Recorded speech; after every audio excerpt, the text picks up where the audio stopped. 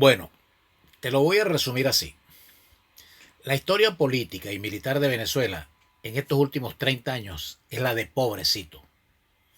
Montado sobre la calificación de pobrecito, tenemos un país arruinado económicamente, fragmentado socialmente, atomizado y sin ninguna dirección política y militarmente indefensos y entregados a una banda de delincuentes que soportan a un régimen sindicado de narcotráfico, de corrupción, de terrorismo y de graves violaciones a los derechos humanos.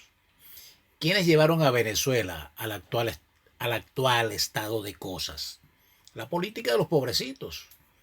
Durante toda la década de los 80, el alto mando político y militar se cohibió de tomar decisiones que impidieran el crecimiento de la conspiración del 4 de febrero de 1992.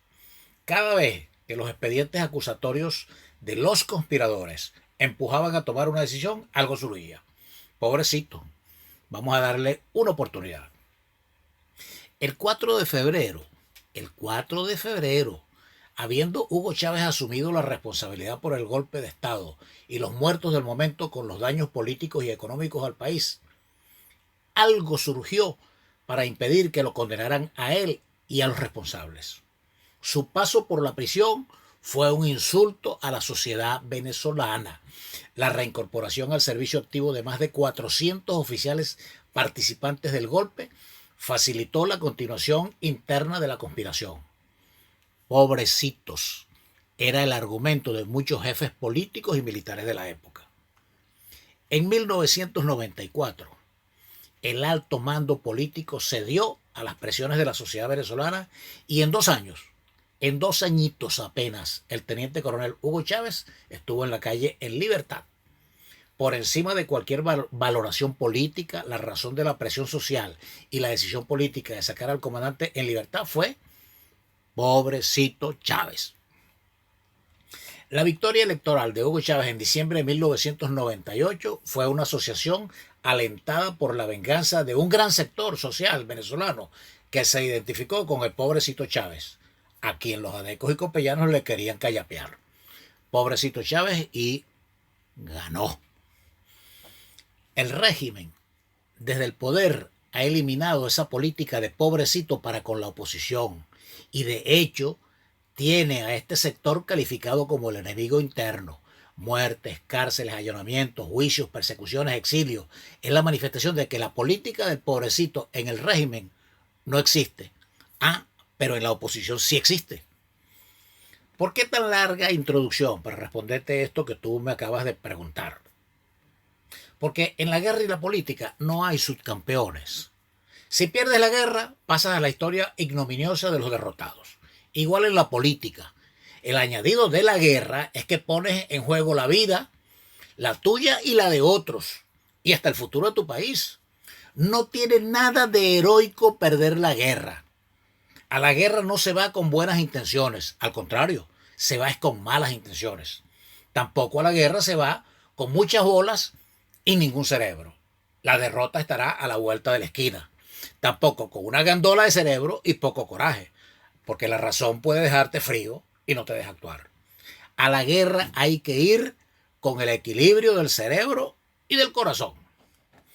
Esta guerra que estamos lidiando contra el régimen de la Revolución Bolivariana es para recuperar las banderas de la libertad, la independencia, la soberanía, el Estado de Derecho, la paz y la unidad de todos los venezolanos.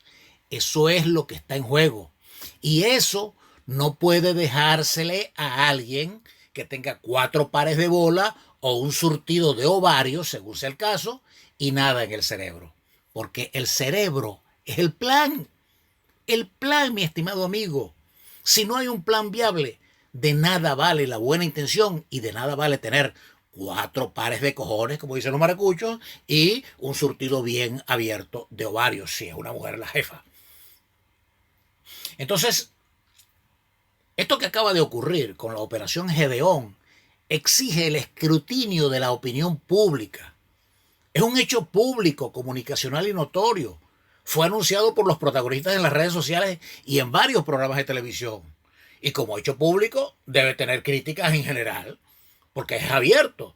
No puede haber solidaridad automática ante un resultado de muertos, heridos, detenidos, allanamientos, persecuciones, exiliados. Y lo peor, porque hay otra cosa peor que eso, que va más arriba de eso, que es se ha fracturado la posibilidad militar hasta una larga oportunidad y se ha erosionado el tema político con un alto beneficio para el régimen.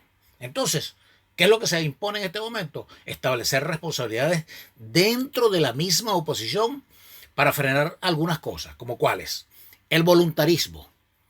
A la guerra y a la política no se va con voluntad únicamente, como decíamos inicialmente. Hay que frenar el protagonismo y la ingenuidad, que son parte de los males de estos últimos 20 años. Entonces, te resumo con una sola pregunta. ¿Vamos a continuar aplicando la política del pobrecito en Venezuela?